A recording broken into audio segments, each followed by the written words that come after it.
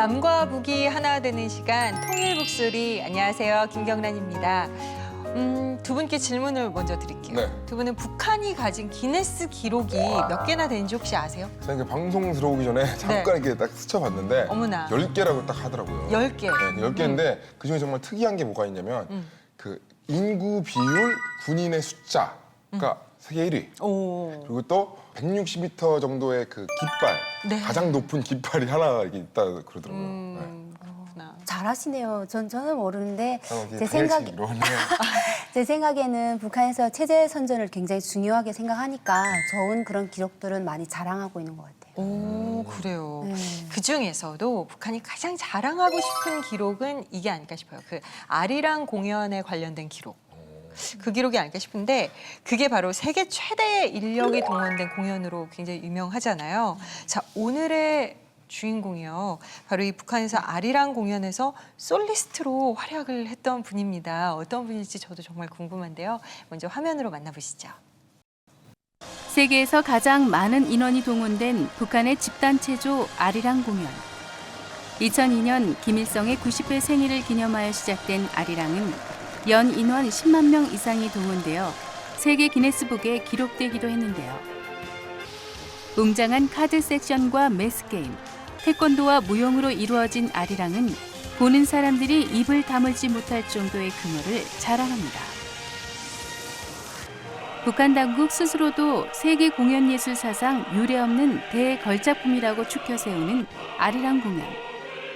하지만 그 이면에는 수많은 참가자들의 피와 땀, 그리고 눈물과 함께 강제 동원된 참가자들에 대한 인권 탄압과 가혹한 착취가 숨어 있습니다. 북한에서 최고의 체조 무용학교를 졸업했을 정도로 뛰어난 무용 실력을 자랑했던 이보연 씨. 그녀는 2002년 아리랑 공연에 솔리스트로 참여하기도 했는데요. 하지만 졸업 후 생활고 때문에 무용수의 꿈을 이어가지 못하고 중풍으로 고생하시는 어머니의 약값을 벌기 위해 금속 장사를 하다 체포되기도 했습니다. 2007년 천신만고 끝에 탈북한 그녀는 하루빨리 통일이 되어 성경을 가족에게 선물할 수 있기를 고대하고 있습니다. 진정한 통일은 하나님만이 주실 수 있다는 믿음으로 오늘 하루의 빈칸을 채우고 있는 이보연 씨를 만나봅니다. 자들 그렇게 나쁜 사람 아니고 좋은 사람이에요. 네, 이보연 씨 모셨습니다. 어서 오세요. 반갑습니다. 안녕하세요. 아, 네. 아름다우세요. 감사합니다. 이 미소도 정말 이렇게 눈웃음이 가득하시고. 아, 그래요. 우리가 영상에 소개된 아리랑 공연에 진짜 그 규모가 진짜 어마어마하더라고요. 네. 어느 정도의 인력이 동원이 된 건가요? 그러니까 스텝 빼놓고 지도원들, 코치들까지 다 포함해서 10만여 명이 동원됐던 집단 체조입니다. 10만여 명. 네. 와, 근데 보연 씨는 그러면 어떻게 해서 아리랑 공연에 참여를 하시게 된 거예요? 그러니까 저 같은 경우는 뭐 평양의 거주자도 아닌데 됐던 거는 그 체육무용이라는 무용을 전공을 했습니다. 그래서 전공을 하다 보니까 전국 각지에서 무용수들, 뭐 악기를 하는 사람들 뭐 다 모으다 보니까 저희 학교가 거기에 선발이 돼서 올라가서 하게 됐었거든요. 근데 저렇게 많은 인원들이 어떻게 보면 진짜 기계처럼 이렇게 돌아가잖아요. 네. 어떻게 이게 기계처럼 이렇게 돌아갈 수 있나. 진짜 신기해요. 네, 저 하나도, 사실 진짜 하나도 안 틀리고. 여기 오지은 씨 하나 딱 10만 명이 들어가잖아요. 바로 오지은 씨가 골라냅니다. 이렇게. 바로 걸려서. 네. 저 레이더에 걸리면 처벌받겠죠. 처벌받습니다. 안 됩니다. 네. 학교에서 이렇게 연습도 하거든요, 가끔. 근데 그때 이렇게 튀는 애들은 진짜 발로 차고 막 때려놓고 그러잖아요. 한국에 태어나게 그렇게 막 연습을 하는 거예요. 저긴 더 심하실 텐데. 그러니까 북한이라는 거는 저게 한 번에 이루어져 가지고 저렇게 안 되는 거고요. 그 아리랑이 나오기 전에 북한에는 매 해마다 집단 체조가 항상 있어요. 학교별로 평양마다 다 집단 체조가 계속 있다 보니까 일반 학생들은 해마다 명절 때마다 해오는 거다 보니까 이제는 기계화가 돼 있어요. 사람 이렇게 룰들은 다 정해져 있기 때문에 이제는 진짜 기계처럼 돌아가는 거죠. 아, 그렇구나. 근데 또 그 얘기도 들었어요. 보연 씨도 연습하시면서 좀 많이 다치셨다면서요. 네. 근데 저 동작 막 저런 거 하려면 진짜 많이 다칠 것 같긴 하거든요. 맞아. 네, 그러니까 저 같은 경우는 어릴 때 많이 다쳤어요. 그러니까 제가 6살 때부터 무용을 하면서 체형 무용 소학교 올라서 체형 무용을 했었는데 그때는 어릴 때 왜 사고가 많이 나냐면 이게 사람이 이렇게 탑을 쌓고 이렇게 올라갑니다. 그쵸. 이렇게 3단식으로 올라가는데 사람끼리 올라갈 때는 3단이 최고예요. 제일 밑에 3명이 서고 그다음에 2명이 올라서고 그다음에 1명이 올라서서 이렇게 탑을 쌓아서 돌는데 그 한 명이 이제 잠깐이라도 삐끗을 하면 9명이 다 넘어져 버리고 그렇죠.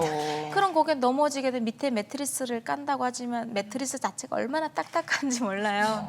떨어지다 보면 거기서 이제 팔 부러지고 뭐 머리 그 매트리스가 밀려버리게 되면 머리 터지고 막 그러거든요. 그럼 주로 보현 씨 위치는 어디예요? 3단이 맨 위? 최고예요 할 때 네, 어디? 3단이었어요. 제가 키가 작다 보니까 또 작고 가벼워야지 이제 또 올라가거든요. 네, 그래서 이제 보니까 정말 연습량이 많잖아요. 네. 그럼 이제 어떻게 보면 잘 먹어야 되잖아요. 몸을 쓰는 운동인데. 네. 식사는 어떻게 또 거기서 잘 완전 나오나요? 배고플 것 같아. 그러니까 이게 뻔하죠, 식사하는 뻔해. 것도 일반 그냥 이렇게 봉 들고 그 플라워프 들고 하는 애들은 대부분이 다 평양 애들이고 그런 애들은 진짜 체조라는 게 없잖아요. 근데 저희는 무용수 걔네는 마음껏 먹고 또 먹을 걸 주지 않는다 해도 부모님들이 집이 평양이다 보니까 잘하니까. 갖고 와서 이렇게 막 빵도 먹고 막 요구르트도 먹고 막 이래요. 근데 저희 같은 거는 저희가 10개월 전부터 올라가서 훈련을 했었거든요. 거의 1년 가까이. 그러다 보니까 어디에서 평양으로 가셨어요? 청진에서요. 청진에서. 네, 얼마나 청진에서 걸리죠? 평양까지. 저희 빨리 가면 한 4일, 3일, 4일? 청진시 정확히 어디예요? 청진이 한경북도. 환경북도. 네, 여기 같으면 한 3시간이면 가죠. 아니 나는 몇 시간 걸려요? 그랬더니 빠르면 3일, 4일. 걸어서 가는 거예요? 하나 기차 타고 갑니다. 기차 타고 3, 4일이 걸렸어요. 네. 며칠을 몇 시간이 걸려가지고 3, 4일 얘기하니까 우리는 그것도 빨리 부산도 가면- 4시간인데 부산도 4시간. 가다가 이렇게 차가 연착돼서 그러는 거죠. 연착도 되고 전기가 또 끊기게 되면 또 어디 가서 또 구석 이렇게 차를 박아놓고 있다가 또 기차가 또 가고 또 앞에 그 기관차 대가리 네네네. 기관차 앞부분. 앞부분. 네, 앞부분이 가다가 그게 또 고장이 나고 나면 대체할 게 없어가지고 걔가 올 때까지 기관차 그 앞에 부분이 올 때까지 기다려야 돼요. 그것도 며칠씩 또 묵고 평생 평양을 한 번도 안 가본 사람도 있겠네요. 너무 많겠죠. 많습니다. 네, 평양이 아니라 기차를 못 타본 이제 시골에 사는 사람은 기차까지도 못 타본 애들이 많아요. 오죽하면 제가 항해도에 오빠네 집에 놀러 갔었는데 거기에 기차가 없어요. 거기 애들 물어봤더니 학교에서 배우기는 하지만 뭐 기차 바퀴가 뭐 쇠로 돼 있다 이런 것까지는 안 배워주잖아요. 너 기차 바퀴 어떻게 생겼냐? 꼬무 바퀴요 막 이러는 거예요. 왜냐면 자동차 바퀴가 꼬무 바퀴니까 꼬무 바퀴요 이러고 어떤 애들은 달구지 바퀴처럼 생겼어요. 막 이러는 애들도 있어요. 상상 속의 기차들을 다 얘기를 그쵸. 하는구나. 오. 저희가 막 평양에 올라갈 때는 간식을 가지고는 갑니다. 뭐 네. 옥수수를 이렇게 닦아가지고 볶아가지고 그거를 가지고도 가고 무용수들은 있어도 또 못 먹어요. 왜냐면 식사를 안 주거든요. 공연 시작을 할 때는 딱 계란 2알이면 끝이에요. 그러다 보니까 왜냐면 이게 몸이 무거우면 이게 굴신을 못하고 뛰지를 못하면 조약을 뛰지 못한다. 근데 먹어서 배가 불러서 못 뛰는 게 아니라 배고파서 못 뛰는 거예요. 그럴 지경이네. 진짜 계란 2알 갖고 오지은 씨 계란 2알 갖고 제가 계란 50알까지 먹어봤거든요. 진짜로. 그래서 다이어트 할 때. 탈북자들이 계란 2알도 우리는 그거 그러니까 영양적이나 뭐 보는 거로 봤을 때는 계란을 먹는 우리가 제일 부러워했던 애들도 있어요. 왜냐면 북한의 계란이 그만큼 귀하거든요. 이게 명절 때라든가 이럴 때면 계란 하나를 밥속에 파묻어주면 그게 진짜 세상에서 최고의 음식인 줄 알고 있어요. 이게 탈북민들이 탈북을 해서 제일 먼저 먹으려고 하는 게 삶은 달걀을 배불리 먹고 싶어 하는 거예요. 그게 저도 와서 진짜 10몇 알까지 먹어봤었어요. 그렇게 먹고 나니까 마음이 어땠어요? 비린내가 났어요. 네. 그렇지. 저희가 그 얘기를 들었어요. 졸업 후에 생활고에 시달리셨다고. 네. 그리고 탈북을 하시게 된 이유도 생활고 때문이었다고 들었거든요. 졸업을 하고 나서 바로 해룡 교원대학에 갔었어요. 무용을 전공을 했으니까 이렇게 갔었는데 대학을 가봤자 다 돈이고 대학교 자체는 더 어마어마하거든요. 그래서 바로 퇴학을 하고 무역회사에 취직을 했었어요. 근데 그것도 이제 바로 또 안 되다 보니까 나와가지고 장사를 했어요. 근데 장사를 했는데 어머님이 그때 그 뇌출혈로 이제 오셔가지고 쓰러져 계셨어요. 그러다 보니까 하루에 약 들어가는 돈이 어마어마했었어요. 그래서 이거 하라는 장사를 해가지고는 진짜 국수 500g 정도밖에 못 사는 거예요. 그리고 그렇다고 대놓고 장사도 할 수 없는 형편이었어요. 왜냐면 젊은 시집을 안 간 여자들은 시장에서 장사를 못 하게 돼 있거든요. 그래요? 네. 그러다 보니까 이게 하지 말라는 장사를 하게 됐었어요. 그래서 원래 그게 내가 하지 말라는 걸 굳이 한 거는 돈은 벌어야 되는데 할 수는 없는 거 없고 그걸 해서라도 어느 정도 좀 수익을 가져야 된다고 생각해서 그 장사를 했는데 그게 이제 잡히게 된 거죠. 이제 잡히게 돼가지고 감옥 생활하고 수용소까지 갔다가 이제 한 1년 한 6개월 정도 있다가 어떻게 나오게 됐어요. 수용소에 그러면 1년 6개월을 계셨던 거예요? 네.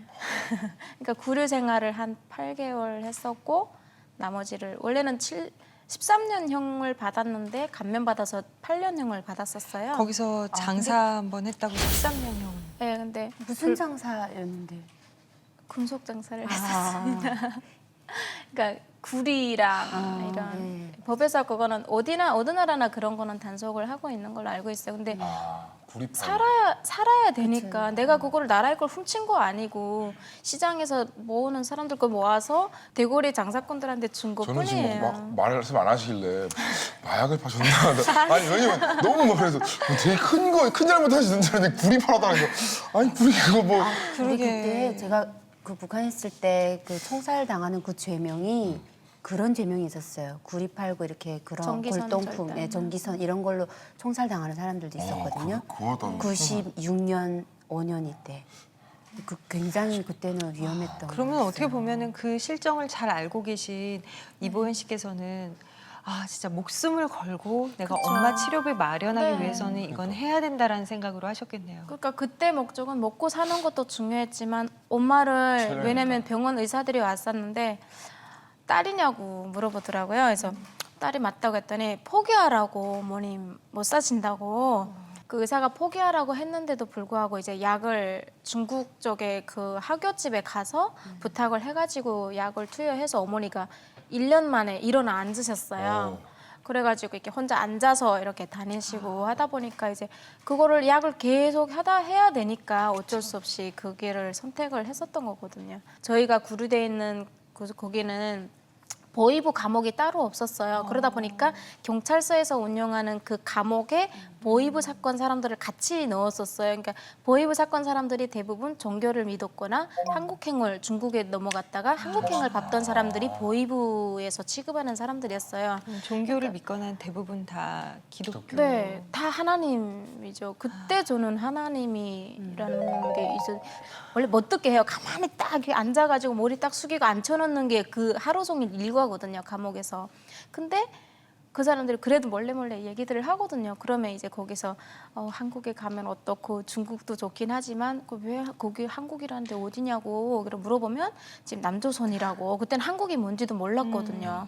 그래가지고 그렇게 하다가 그 사람들한테 이제 들은 거죠. 안 그래도 이제 그 장사를 하면서 뭐 나만 CD도 보고 하긴 했지만 에이 저건 다 거짓말일 것이다. 우리를 유혹시키기 위한 영화일 것이다. 이렇게 생각을 하다가 그 사람들한테서 직접적인 걸 막 듣고 했잖아요. 그러니까 아 정말로 정말 이 사람들이 왜 겪어왔으니까 그렇구나 하는 걸 그때야 이제 아는 거죠. 아 신이라는 것도 있구나 하는 걸 그때 알고 있었어요. 그래가지고 그 감옥을 나왔는데 이제 막 동네에 소문이 다 난 거예요.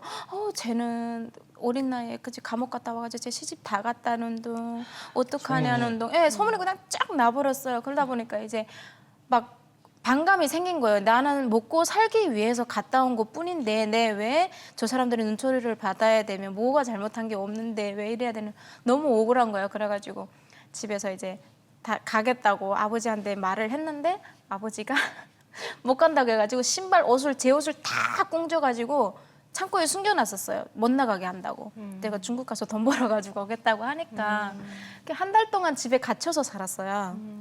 그러다가 아버지 보고 다시는 내가 간단 말 안 한다고 허락을 받고 나온 다음에 바로 도망갔거든요. 와. 이렇게 언니한테만 얘기하고 그래서 탈북을.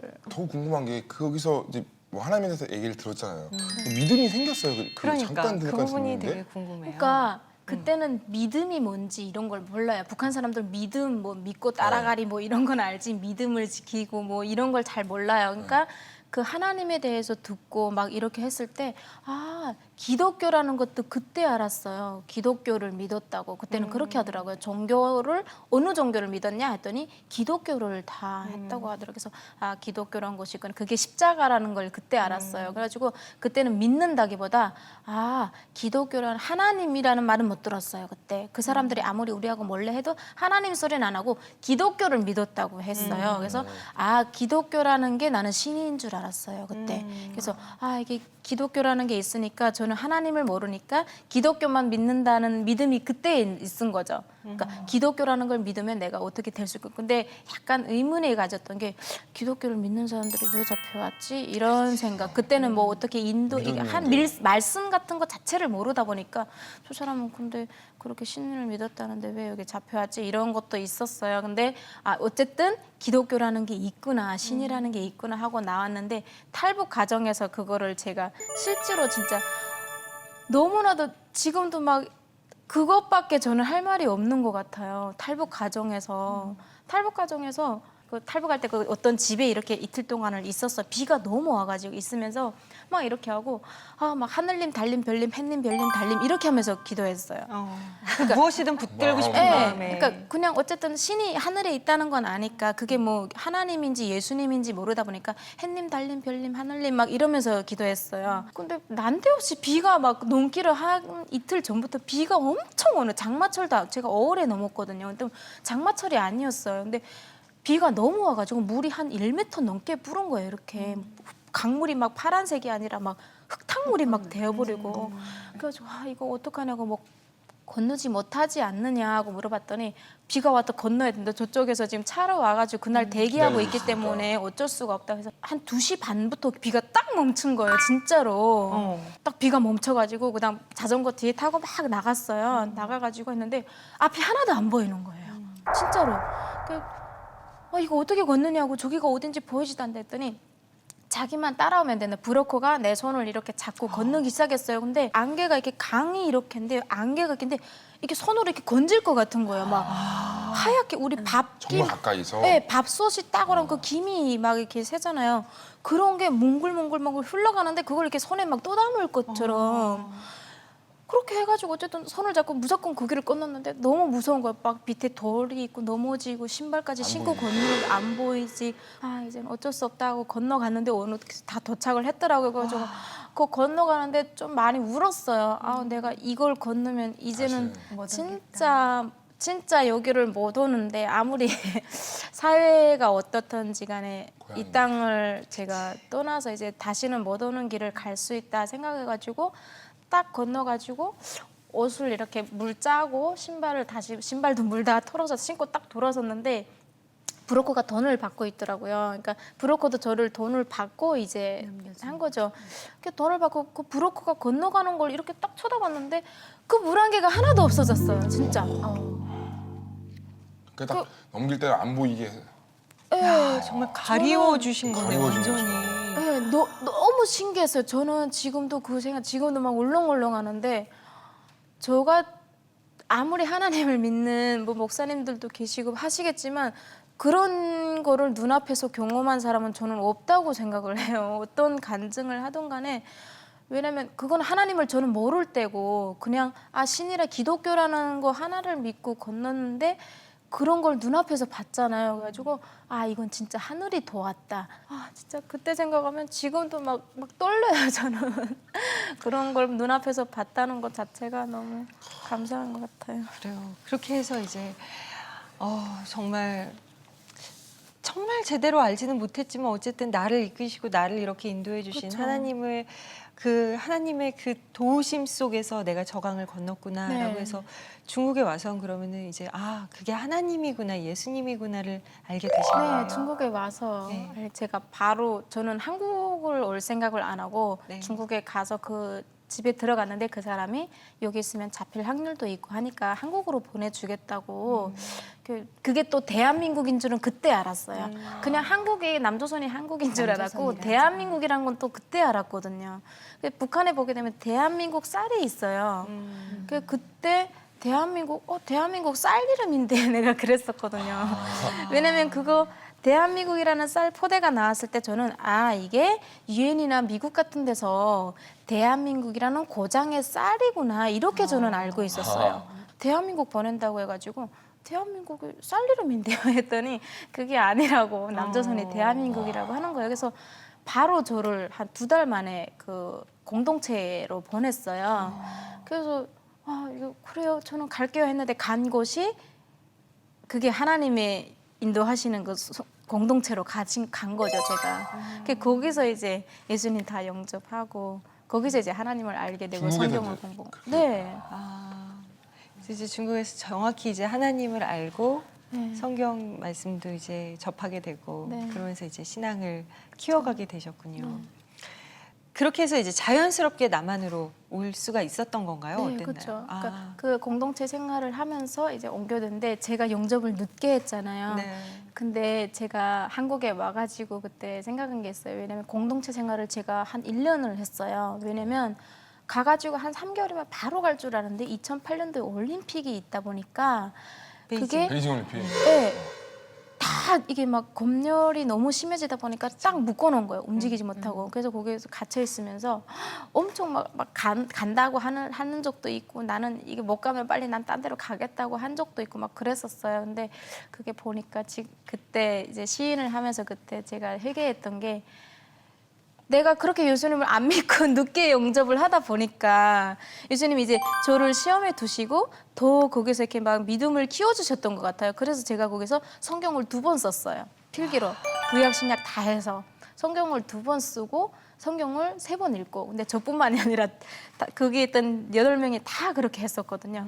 그래가지고 그때 진짜 기도가 아니면은 그다음부터는 어디를 못 움직이겠더라고요. 그래가지고 이제 거기서 이제 다 기도를 하고 하면서 마지막에 이제 또 길을 옮기게 됐어요. 그래가지고 오는 로정에 저희는 미얀마로 왔었거든요. 막 오면서 하나님께서 막 기도를 주시는데 저는 뭐 하나님의 음성을 듣는다, 뭐 이렇게 막 제 귀로 뭐가 들려온다 이런 것까지는 제가 체험을 못했어요. 근데 제가 그 한국행을 딱 바꾸려고 나섰을 때 계속 꿈을 꿨는데 꿈을 꾸면 선교사님한테 계속 물어봤었어요. 이게 무슨 꿈이에요? 무슨 꿈이에요? 했더니 이렇게 막 새가 이렇게 날개를 펴온 제가 새도 아닌데 날개가 있어가지고 막 날아가는데 날아가다가 막 죽은 사람들이 있는 곳에 들렸다가 거기서 막 울다가 올라가야 되는데 못 올라가니까 날개짓을 막 해가지고 휙 올라가가지고 빨간 열매가 가득한 나무에 가서 이렇게 앉아있는 꿈도 꾸고 그렇게 희한한 꿈들을 제가 많이 꿨었어요. 나무하고 관련된 열매하고 관련된.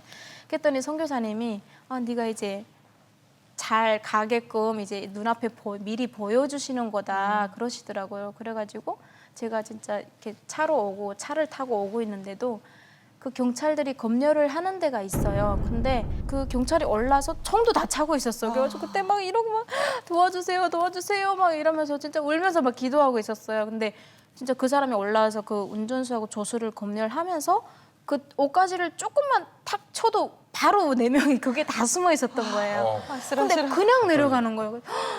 너무 감사해가지고 그때 막 4명이 다 뒤에서 막 펑펑 울었어요. 너무 왜냐면 올라와서 그것만 가리면 우리는 그냥 거기서 내려서 우리는 야 여기서 잡히게 되면 무조건 물에 뛰어내려야 된다 막 이러면서 왔었거든요. 근데 그냥 지나가더라고요. 아유, 그래요. 그래서 그때 너무 감사해가지고 진짜 그때만큼 울었던 적도 없는 것 같아요. 그렇게 힘들게 밟은 남한 땅. 네. 근데 남한 땅에서 정착하는 것도 또 그렇게 쉽지 않으셨다면서요. 네, 제가 남한에 왔을 때 처음에는 그 하나원 교육대 탈북자들에게 보는 시선이 그리 곱지만은 않다 이렇게 들었어요. 그래서 하나원에 있을 때부터 막 말 교정하고 막 그러고 한국에 딱 나왔는데 밤에 일하게 되면 돈을 더 주더라고요. 네. 그래서 그 PC방에 가서 뭐 일도 해보고 했는데 이게 아니다 싶어가지고 다시 캐디 일을 하기 시작했어요. 근데 골프장에서. 근데 그때는 캐디라는 이런 이론이나 이런 게 없이 돈을 많이 준다고 하는 걸 무조건 쫓아간 거예요.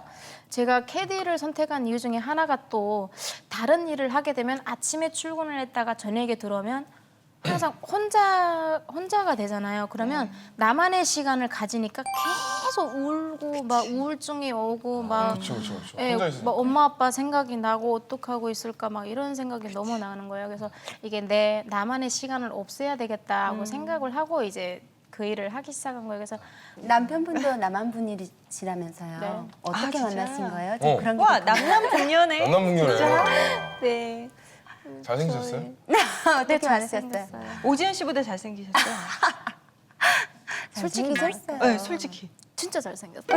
아, 남자가요? 네. 아, 남편이. 남편이? 어디서 그렇게 구하셨어요? 어떻게 우리 그 얘기 좀 만났어요? 들어봐요. 어디서? 그 캐디를 하면서 그러니까. 만나신 거예요? 이렇게 어떤 사람들은 너 그래 골프하다가 신랑 골프 치러 와가지고 눈이 맞았냐 이러시는 분들이 많은데 제가 골프를 하다가 그 막 거기서 먹고 자고 거의 하다시피 하고 하다 보니까 이게 골프 일이 또 캐디 일이 좀 힘들거든요. 그런데 거기서 이제 119에 제가 2번을 실려갔었어요. 그래가지고 병원 의사가 진단을 내린 게 영양실조로 내렸거든요. 그래가지고 그게 우리 마스터님들이랑 또는 모든 걸 다 악으로 하려고 하기 때문에 안 된다고 내가 널 데리고 있고 싶지만 너 건강을 위해서는 이 일을 하면 안 된다고 해서 퇴사를 했어요. 그래서 퇴사를 해가지고 돈을 좀 번다고 해서 거기 갔는데 돈을 못 벌면 진짜 또 안 된다 싶어가지고 그 탈북자들이 이제 사대보험 회사에 취직을 해서 쭉 1년, 2년, 3년 동안 근무를 계속 하게 되면 이제 그 취업 장려금이 나오거든요. 그래서 이제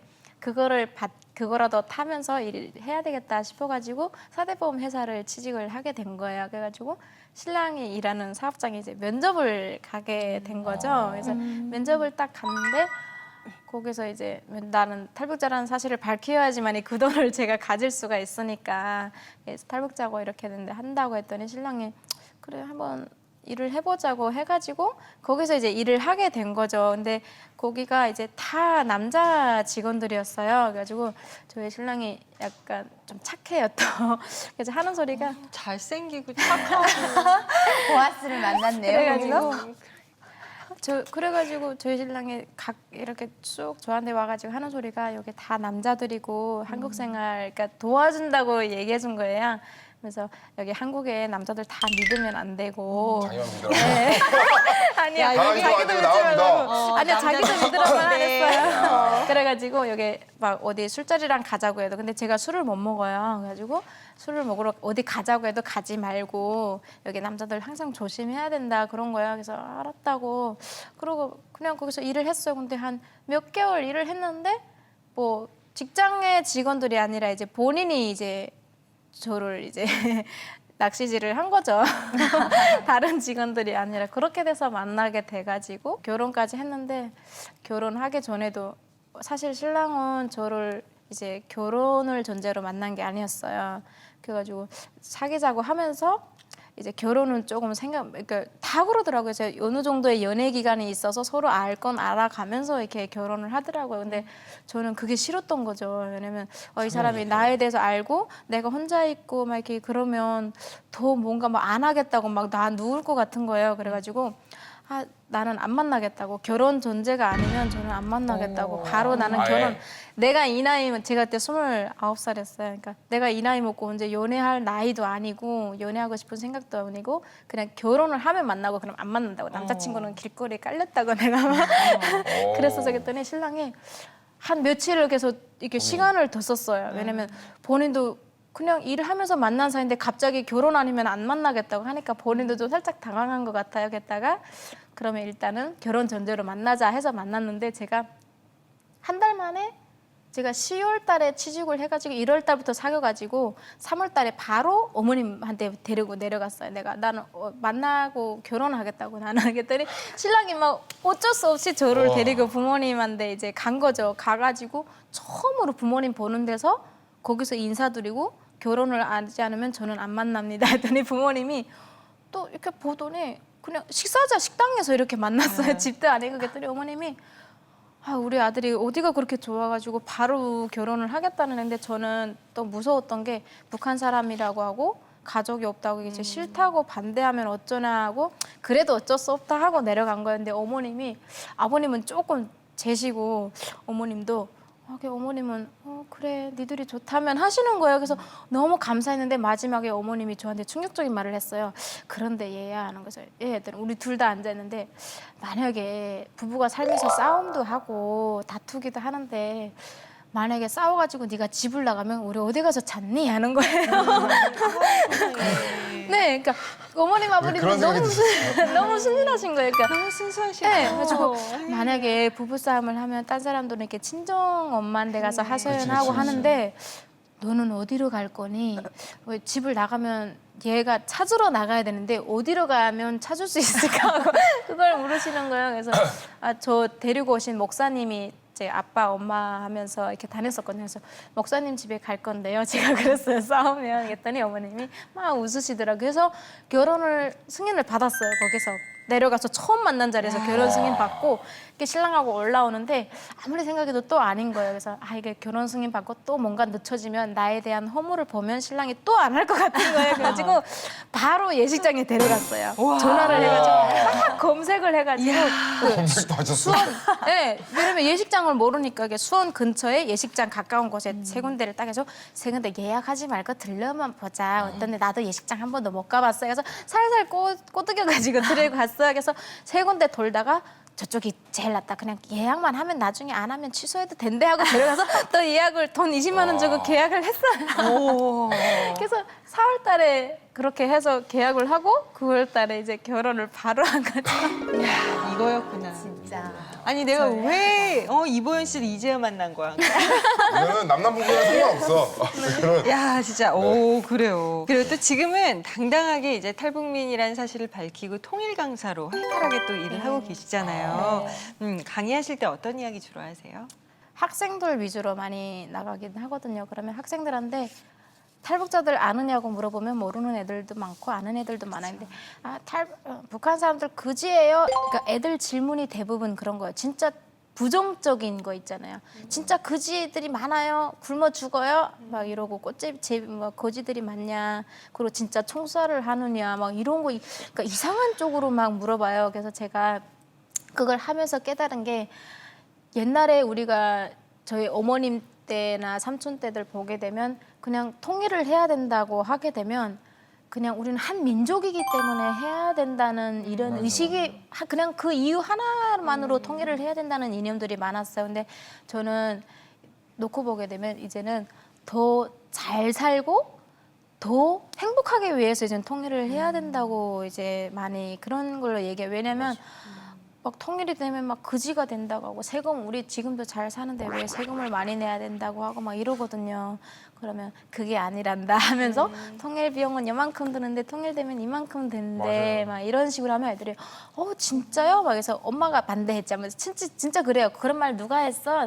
세금 많이 낸다고 하고 그지 된다고 누가 했어? 엄마가 그랬지. 아니면 우리 엄마가 그랬어요. 이런 분명 그거는 부모님들의 영향이거든요. 왜냐면 애들은 순수하니까 그냥 어머니가 말하면 그대로 들으면 우리들은 다 세금을 당연히 많이 내야 되고 그거 이제 그 사람들 이제 불러일으 같이 살려면 이제 엄청 돈이 들어간다고 하다 보니까 애들도 그렇게 알고 있는 거예요. 그래서 다 통일 교육을 해서 이렇게 되면 우리가 이만큼 부자가 된대 하면 애들이 엄마한테 가서 오늘 저녁에 얘기를 해줘야 되겠네 막 이래요. 그러니까 그런 걸 보면 이게 우리가 거지가 되는 게 아니라 더 잘 살 수 있고 옛날에는 한 민족이기도 하지만 이제는 우리가 더 행복해지기 위해서 통일을 해야 된다면 애들은 그냥 반응이 바로바로 와버려요. 그럼 애들한테는 만약 그렇게 하는데 크리스천들한테 만약에 통일에 대해서 얘기를 한다면 왜 통일을 해야 되는지 그 당위성에 대해서 말씀하시죠. 저는 교회에 가서 간증도 하고 하는데 그때는 저는 교회는 어차피 우리는 하나님의 다 자녀들이잖아요. 그러면 북한이라는 나라를 어떤 우리 이렇게 막 밀어내려고 하거나 저게 막 교회를 세워주세요, 구원해 주세요가 아니라 교회 성도들이 그 사람들을 좀 안아야 된다고 저는 많이 이야기를 해요. 왜냐면 돈을 주니까 가는 거예요. 5만 원, 한 달에 5만 원 정도. 들었어요. 그러면 저게 아닌데 저거는 물론 도움의 손길도 필요하지만 우리가 그 사람들을 먼저 진짜로 하나님 안에서 안아줘야 되는데 그걸 다른 식으로 이렇게 안더라고요. 그래서 우리는 진짜 하나님 은혜 가운데 안아야 되는데 일단 물론 안보 의식도 가져야 되긴 하지만 교회가 먼저 끌어안아야 사회도 끌어안을 거고 나라도 끌어안을 거고 그래야지 통일문도 되는 거지. 요즘 막 박근혜 대통령이 막 통일은 대박이다 막 이러잖아요. 제가 요즘 강의 주제가 그거예요. 아무리 대박이라고 하지만 준비가 되면 진짜로 대박 중에 진짜 초대박인 거고 준비가 안 되게 되면 우리는 대박이 아니라 진짜 거지가 될 수도 있다고 항상 그런 얘기를 그렇네요. 많이 하죠. 끌어안아라.